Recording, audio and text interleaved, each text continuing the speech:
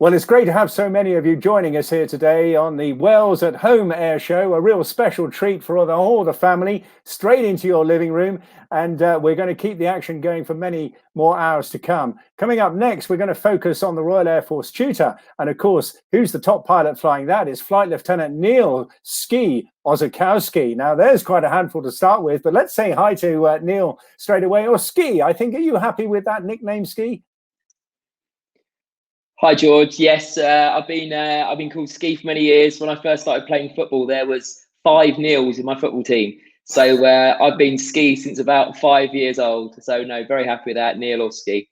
Brilliant. No, I'm happy with that. Ski, that's a terrific nickname and absolutely fitting. Now, you're flying a super little aircraft. It's probably the sort of starter aircraft, really, isn't it? Can you just tell us a little bit more about the Tutor's capabilities? Because I've got to say, you certainly put it through some interesting maneuvers. Thanks, George. It's essentially a flying club aeroplane, but we've been using it in the Royal Air Force, the Army, the Navy, the Marines for 14 years now as our elementary trainer. It's just started to come towards not the end of its life. It's about to get a new lease of life, but with the introduction of MFTS, there's now the newer Grob is primarily used for elementary flying training. So the most of proper baby pilots across all the forces are now learning to fly the Grob Prefect at Barkston Heath. However, there's still legacy flying training taking place on the Tutor, and that's for both elementary flying training, but also for any student pilots that are going to go on to fly unmanned area vehicles or systems. And it's also still used for the University Air Squadron, so all of their training is taking place in the Tutor, and all air experience flying for the air cadets across the UK takes place in the Tutor. And there's a chance in the next couple of years there's work going on for the Tutor also to be replaced with either a newer version of the Tutor or indeed perhaps a new aircraft. Wow, that's all very exciting stuff. But do you think we're going to see the Tutor for maybe 2 more years yet, or will it sort of the display side fade away a little bit quicker? I hope, and from what I'm told, although things do obviously change quite quickly, I believe we've got at least a couple more years of displaying the Tutor. It doesn't take a lot away from the station with the display. We've got quite a lot of aircraft, and all of my practices, for instance, are either done right at the beginning of the day or right at the end of the working day, and I'm instructing in my normal job in between that. So it has minimal impact on the flying program. And the aircraft, when they're away at the weekend, they wouldn't be used for normal routine training at our base at the weekend anyhow. So I don't think that's going to have any effect. And at the moment, with the Prefect not able to provide a display for reasons various, it's great that we as 6FTS can continue to do that with the Tutor. Oh, well, that's great news. Now, just before we move on, the extraordinary thing with your aircraft, most display pilots have a huge amount, have a great big power pack under their seat, you know, a big jet engine or something like that, or a huge, great piston engine in front of them. But it's pretty lightweight aircraft, this, and light power. How did you manage to design so many pretty extreme maneuvers with such a lightweight and lightly powered aircraft? It took quite a lot of thought in the first instance. So as you're well aware, George, the wind affects lighter aircraft and less powerful aircraft much more significantly than my friends who are flying jets. They don't really have to think about it quite as much. They've got other concerns to think about. So initially I thought about what maneuvers can I consistently, so at least 90% of the time, fly without falling out of. And then which maneuvers are best flown into wind and which maneuvers are best flown downwind. And I then tried to link those maneuvers such that after every maneuver that uses lots of my energy and depletes lots of my energy, I then put in another maneuver which gives me an opportunity to regain that energy. And then only through doing that and real delicate handling, there are times when I'm right on the edge and I'm getting everything I can out of the aeroplane. I'm then able to keep it going. To give you an example, the absolute V&E, the maximum speed a Tutor's allowed to fly is 185 knots. And I start running in, diving down to the datum to start my display at 180 knots. So throughout the display, wow, there's not a great deal of margin. So it's just fighting for energy all the time. Yeah, well, fascinating. You do a fantastic job, and I know everybody's very keen to watch you. Very, very popular display. But you can't do all this on your own, do you? Now, one of the things that's strong in the Air Force is teamwork, and of course the support of people around you. How many people have been involved in you putting this display together? Thanks, George. Yeah, it's the number is actually big, but what I'd like to do is just break it into the detail of how that actually works. So we are actually a very small team, the Tutor Display. So the team, if you think of the display team, is myself as the display pilot. I've then got a flying officer who's a trainee pilot who's simply waiting for his next flying training course. His name's Ryan Shields. He's done a tremendous job this year, and something perhaps people don't realise, some people do, is the amount of effort that goes on behind the scenes. Yes, there's the 6 minutes or whatever on the day, but the work behind the scenes is tremendous. And Ryan's done a tremendous job on that, working just with me in a shared office. We get through an awful lot. And then the third person of the direct team, if you like, is Chris Armstrong, who's a Babcock engineer, a former RAF engineer, but now a civilian engineer with Babcock. And the three of us effectively are the core that you would have seen around the airshow circuit. We would be working around and making everything work together. In addition to that, we try, particularly for shows like Swansea, which is over a couple of days, we always try and provide a spare aeroplane. So if I jump in the primary aeroplane, it doesn't work, we don't want you to not see the display. So then I've got the opportunity for a second aeroplane. So there's always a spare pilot at the large shows as well. So that's the four of us who will see around about the shows. But in terms of who puts that together, it's much, much bigger. So the display season for me typically starts at the end of May, but actually the workup starts before December the previous year. My boss is my immediate supervisor, Squadron Leader Andy Tagg. He's also previously displayed the tutor himself. And then his supervisor and the senior supervisor of both of us is Wing Commander Gordon Pell, who again does a tremendous job working really hard.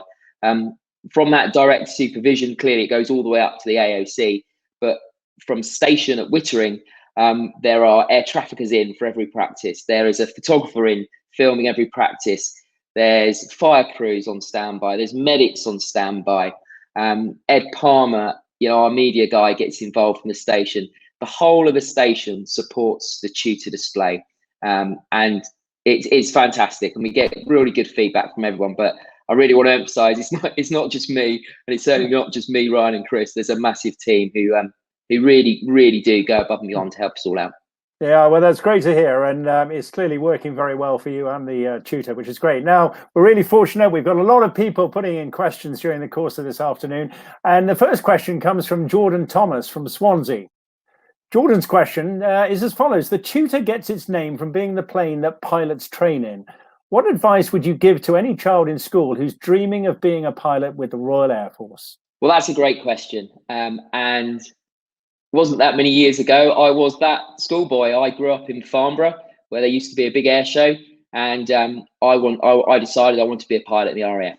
And I was inspired by the air show at Farnborough, but indeed all air shows. And the first thing I did was join the Air Cadets. So I was a member of 457 Squadron, Farnborough Air Cadets. And that gave me a tremendous opportunity to get involved in aviation in general, but also military camps and going on visits, getting the chance to fly in a little bit of a chipmunk and then a bulldog. And now it would, of course, be the tutor. But also I was able to do gliding scholarships. And I think one of the probably the best bits of advice I could give to people is work hard at school, but don't worry about what subjects you think. Everybody thinks, oh, you've got to do aeronautical engineering to be a pilot in the Air Force. I don't have a degree. You don't have to do that. Just do whatever you're good at. Focus on that in the first instance. And the Air Force, they don't just want academics. They don't want their pilots to just be academics. They want people who are going to be officers as well and leaders. So anything you can get involved in, if it's a bit of charity work, get involved in that. If you can make the effort to visit a station and find out stuff, then do that. Duke of Edinburgh reward scheme, any of these things that just show you're the sort of person that gets out there and makes things happen. And just don't give up. Don't let anybody tell you can't do it. Just if you want to do it, go for it and do it. Brilliant. Great advice, Ski. Thanks very much indeed for that. Well, we're moving on now to Linda. who's a sprightly young 75 years old from Calais, and she wants to know that after training on the Tutor, what aircraft do trainee Air Force pilots then move on to? Thanks, Linda. So as I alluded to earlier in the chat with George, it's slightly changed now in that a lot of pilots will go through elementary flying training on the Prefect and some are going through on the Tutor. However, they both go on to the same aircraft type next.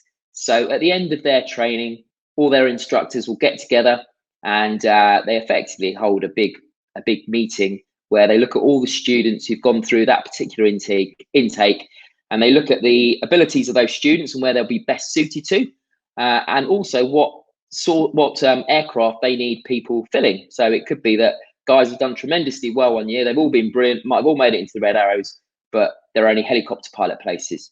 So they look at all of that and then they decide who's going to go into which type of what we would call a stream.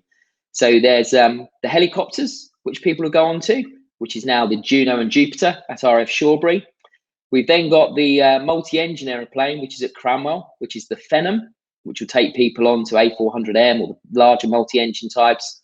And then those who are going to go on to fly fast jets will go onto the Texan, which is a replacement for the Tucano, before then going on to the new version of the Hawk. Wow, that's quite a flying stream. Sounds really exciting. Well, here's a cracking question from Leon. He's 9 years old and he lives in Lucca. He wants to know if you can play music whilst you're flying an aircraft, and if you did, or you could, what would you listen to? Leon, that's a really good question. Technically, I could play music whilst flying. However, I'm not allowed to.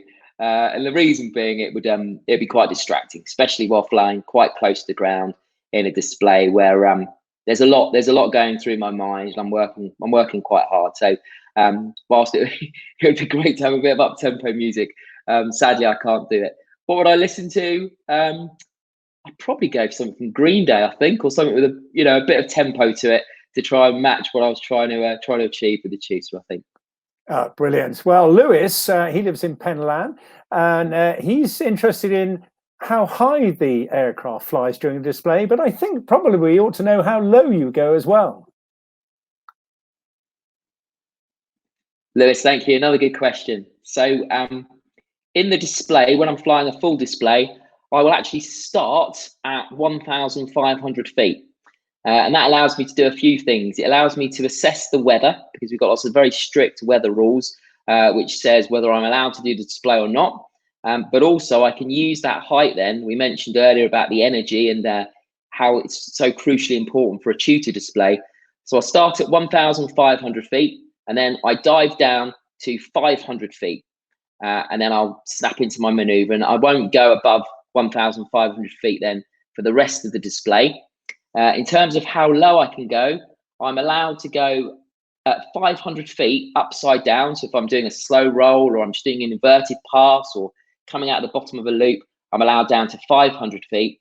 Although this year, I would have actually been allowed to go down to 300 feet. I'd received special dispensation. Only the Tutor military aeroplane that can do aerobatic flight below 500. And because it was my second season and last year had gone okay, I would have been able to go down to 300 feet. However, the final pass, when I go down and wave to the crowd, I'm allowed down at 100 feet there. But that's not inverted flight. That's just with a bit of bank on and coming down. So 100 feet, which is pretty low. Fantastic. A great insight into your display. I have to add that we actually, as collective managers of air displays, don't really want you to fly any lower, because it's really hard for everybody to see you. And I think probably 100 feet is about as low as you really need to go. But I know other guys do go a bit lower. But actually, I think your display fits really, really well. That was Ski telling us all about the Tutor. Thanks very much for joining us. Absolutely superb. Next up on Wales Airshow at Home, we've got the fabulous Tigers parachute display team.